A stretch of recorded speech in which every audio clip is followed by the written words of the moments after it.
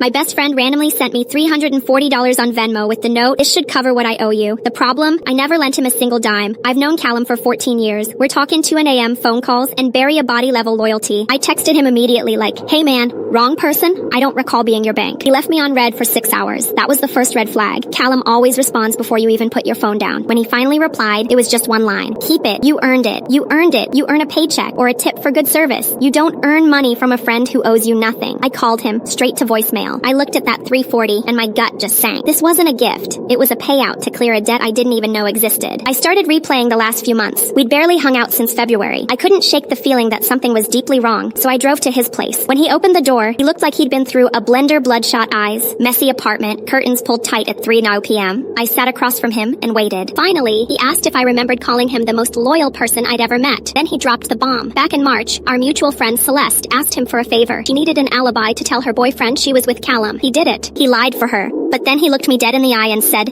"The guy she was cheating with? It was your ex, the one you've spent all year trying to get over." The room went ice cold. Celeste had held me while I cried over him, all while she was seeing him behind my back. And Callum knew. Callum had watched me rebuild my life on a foundation of lies for months. I asked him why he was telling me now. He said Celeste called him last week asking for another alibi. When he said no, she threatened to expose that he'd already lied for her once to make him look just as guilty. He'd been sitting in the dark for days, paralyzed by the guilt of looking me in the face. He said, "The $340 is what I would have spent on our April trip if I hadn't been too ashamed to see you." He was literally trying to buy his way out of a betrayed friendship. I didn't say anything for a long time. Then I pulled out my phone and hit refund. I didn't do it because I forgave him, not even close.